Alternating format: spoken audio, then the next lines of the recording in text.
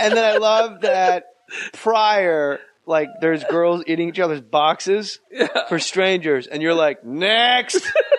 We're going. Like, if I have to sit through one more girl act 8 feet in front of me. Flying dildos. And they're like, flying dildos. It was the best. It was like this big camaraderie event. And then the worst part is that, like, she ripped my shirt, and my buddy PJ Kuzmano took pictures with his camera, just sat there and snap. And I remember I had a girlfriend, and I was like, ooh, is this cheating? Like, I remember thinking in my head. Yeah. But then we got done, and they were like, what do you guys want to do next? I have a shirt ripped. I've been handcuffed. My wrists are bruised. I'm like, let's just go back to the room and take naps. You guys want to fill the tub with Listerine and lay in it with our legs open? That's what I want to do. Does anyone feel like brushing their teeth? Because I kind of want to brush my teeth and shave. Oh, that lady just lowered. How close did she come to your face? Not very. In real life, too not close. Very. Way too close. What here's the worst part is I have crowns and veneers, so I was afraid she was going to knock my teeth out. And I was like, if someone said, how'd you lose your teeth in Amsterdam? Oh, it's got a dildo shoved down my throat. I lost this veneer. I haven't gotten it replaced yet. Yeah. And I remember when I was at the dentist's office, the girl at the desk goes, she said some weird like dental term, and I go, I don't know what that means. She goes, using your veneers as a tool. Like when you bite into like peanut brittle with your teeth. Yeah. And I go, no. She goes, okay, don't ever use your veneers as a tool.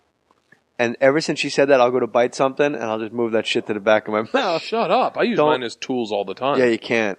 You can't do it. I also like... Do you realize how long it would have taken me if she was like, do you use your veneers as a tool? I'd be thinking, like I'm trying to screw things in, like... Was there anybody that got so fucked up in Amsterdam we were like, oh my God, but you can't name names probably? Yeah. No, I can name names. I can name names only because I love him and he's a very sweet guy. But Hannibal Buress got ripped one night. Like, just on booze? No. Oh. We all did a guest set at some comedy club, and then we're all hanging out late night, and of course, like hash lace joint goes passing around. Hash is great. I've never done it. I've never done hash, and you just came from Amsterdam. You have all these hash stories. I know, but I was around it, but I've never smoked When you were just hash. there, you didn't smoke hash. No, did not smoke hash. You go, really? Yeah, I'm terrified of that shit. Ultimately, because I'm afraid that I'm gonna fucking pass out. They're gonna put me in a steam liner, and I'll be fucking cutting trees down in Egypt. Like, you've done flying dildos. What are you worried about passing out on hash for? I have no idea. Anyway, that's not the point. Point is, so they're passing this joint around. I remember Tom Rhodes took a hit. Like, he went, oh, this is strong.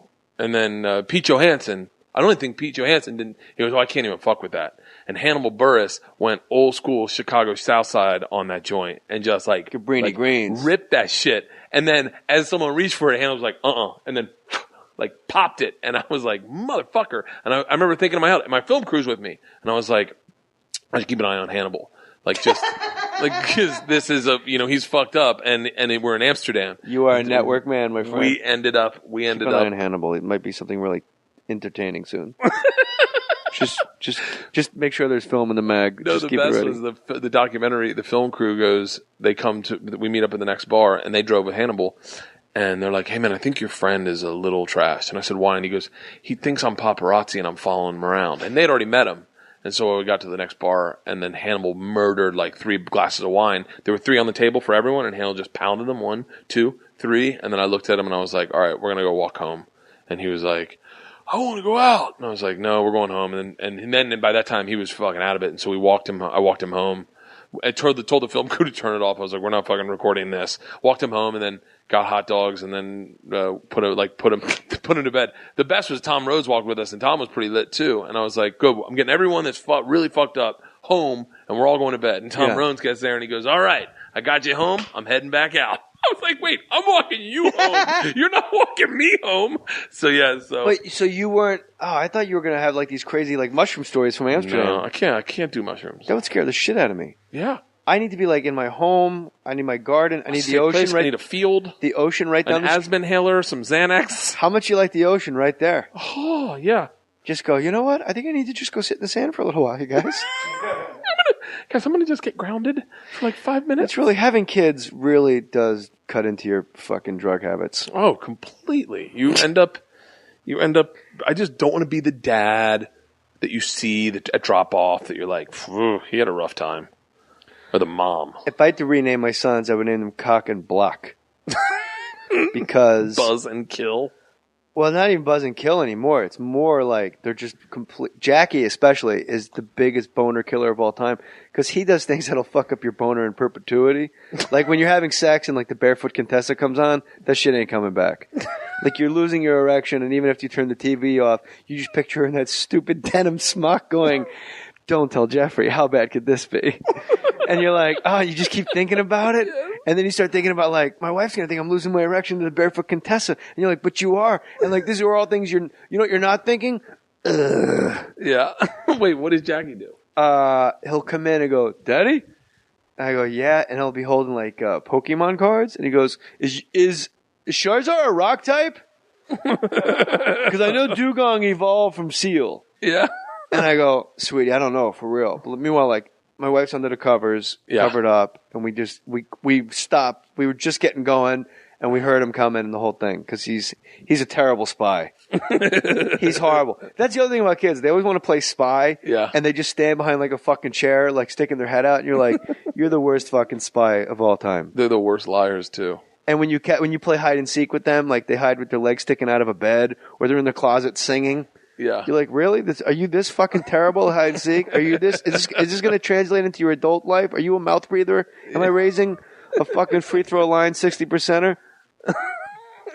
So Jackie asked about that, and then like we start going again, and all I'm thinking is Charizard a rock type?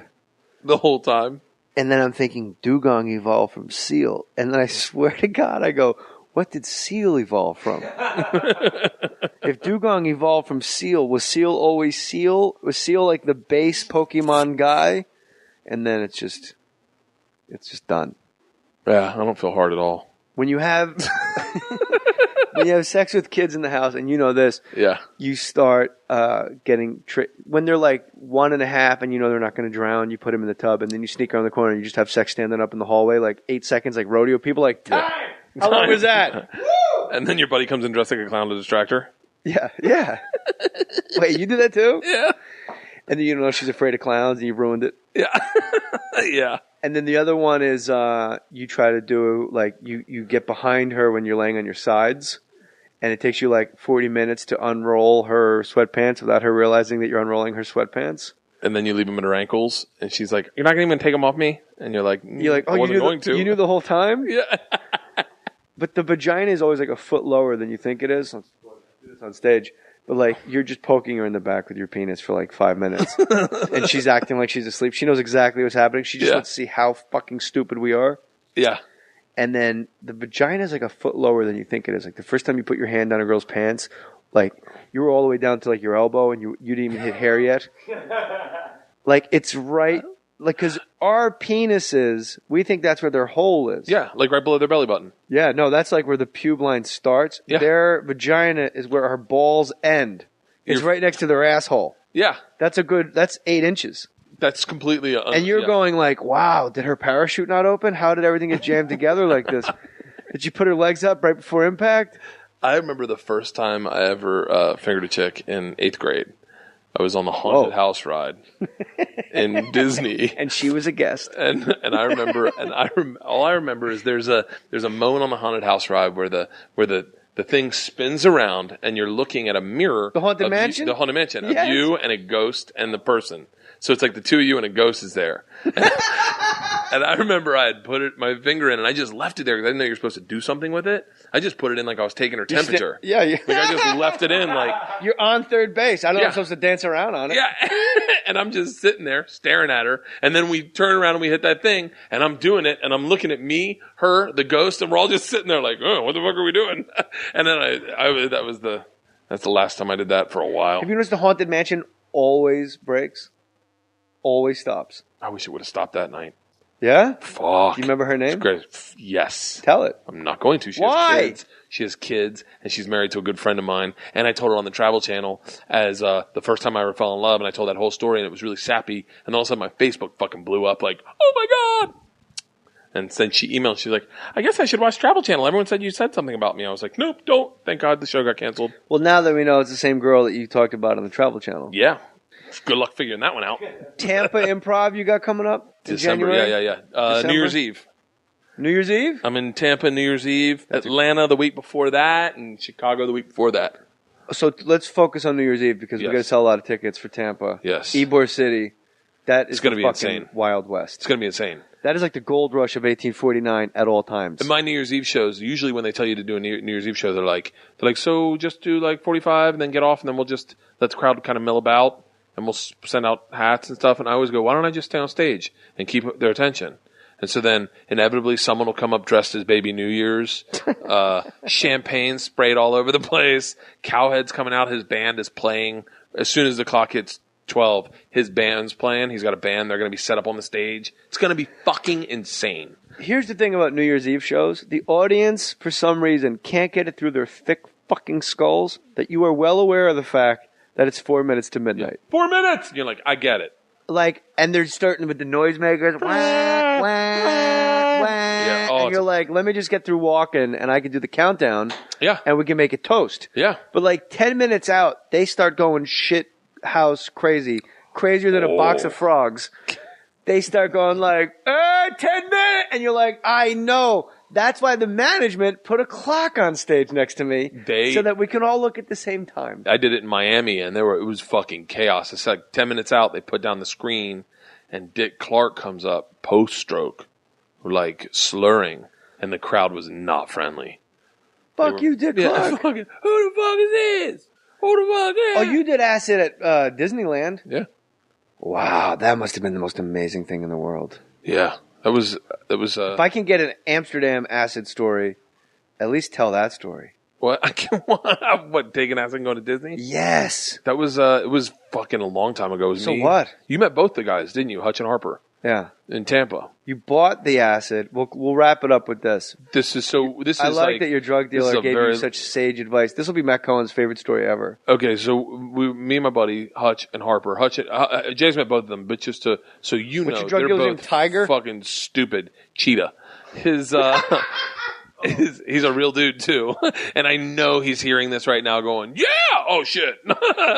So Cheetah, you straight? Oh, okay. So Cheetah used to have the best. Whenever you bought drugs from Cheetah, he always had the best story about it. Like, oh, this weed was grown in a cliff in California in a big valley, and this old Asian man and a young boy would have to go down and take care of this weed every night. You're like, is that the Karate Kid 3? So anyway, so Cheetah, me and Janitor's spending a lot of time with my Hutch's- son. That's what you said last time you were on the podcast. It was The great. janitor's trying to fuck my kid. So Hutch one time got us. My frisbee was stuck in a tree, and I was trying to get it out with this stick. And Hutch comes up. This was like right when I met him, and he's like, "Hey, if I were you, I'd be real careful throwing that stick in the tree." I was like, "Why?" And he's like, "Well, you know how when you look up, your mouth automatically opens." And I was like, "No." He's like, "Try it." And then you look up, and you're like, "Oh, holy shit, my mouth does open." He's like, "Sticks allowed to go right down your throat. Happened to me twice." I was like, how unaware do you have to be to have a stick go down your throat? To throw it up and go, "Oh shit, I missed a frisbee, but I'm not going to walk far for this stick." No, it looks like So that's Hutch, right? That happened to him 3 times in real life, because it happened to him once again with a bike's flag. He was like, "You remember when you were a kid, you throw a bike flag in the air and it would just stick in the ground, you just do that all day?" Fucking bike flags, dude. Yeah, and he was like, Wow. One time I threw a bike flag up and someone yelled, "Hey, Hutch!" And I looked to find out where the flag's going to go. Wham! Right down the throat again. And all I can picture is a guy with that bike flag bouncing back and forth, going, "Ah, ah!" Man, you brought me back with bike flags, dude. Yeah. So Yes. Harper was one time misspelled his name. That's who Harper is. Happer. 2 P's, no R. I was like, I go, "Hey, Harp, you misspelled your name." He's like, "Oh, that happens." I was like, "No, it fucking doesn't. I've never been like running late, wrote a note like, 'See you later, Burf.'" So that's Harper, that's Hutch. We get this acid called Purple Jesus from Cheetah. Cheetah tells us when we get it, he goes, "Now listen, this is really strong acid, so you don't want to think any bad thoughts while you're on it." And Hutch, right out the gate, goes, "What's a bad thought?" And Cheetah's like, "Your head's an orange and you want to peel it. That's a bad thought." I was like, what? Enough for the bad thoughts. I would have never thought of that in a million fucking years. Yeah. And then right out the gates, we're like, "Get it off!" Like trying to peel our fucking heads. How much of Purple Jesus did you do? Half. I did half. Everyone did a half. And we take the other half. That's what an adult does. Take the other half, save it for later. So if you like it, and we're losing our minds. It's not a good time. The second you take it, first thing Hutch says, I think I lost my wallet. Not how you want to start an acid trip at Disney. How about that Ron Bennington thing when they were all in a hotel room in Philly or wherever the fuck he was, and they had like 8 ball after 8 ball after 8 ball after 8 ball after 8 ball, and then finally Ron Bennington just goes, "Who's missing?" Who's missing? And everybody went fucking insane, like criminally insane. And it was one of those nights Ronnie B set it up like you just solder the door closed and we don't leave. You guys want to do next? I have a shirt ripped. I've been handcuffed. My wrists are bruised. I'm like, let's just go back to the room and take naps. You guys want to fill the tub with Listerine and lay in it with our legs open? That's what I want to do. Does anyone feel like brushing their teeth? Because I kind of want to brush my teeth and shave. Oh, that lady just lowered. How close did she come to your face? Not very. I remember when I was at the dentist's office, the girl at the desk goes, she said some weird like dental term, and I go, I don't know what that means. She goes, using your veneers as a tool. Like when you bite into like peanut brittle with your teeth? Yeah.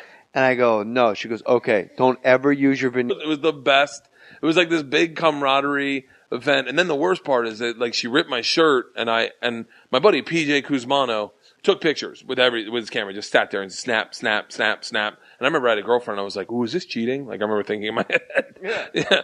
But then we got done, and they were like, what are you, in real life, too close. Way too close. What here's the worst part is I have crowns and veneers, so I was afraid she was going to knock my teeth out. And I was like, if someone said, how'd you lose your teeth in Amsterdam? Oh, it's got a dildo shoved down my throat. I lost this veneer. I haven't gotten it replaced yet. Yeah. And then I love that prior, like, there's girls eating each other's boxes for strangers, and you're like, next! We're going. Like, if I have to sit through one more girl act 8 feet in front of me. Flying dildos. And they're like, flying dildos!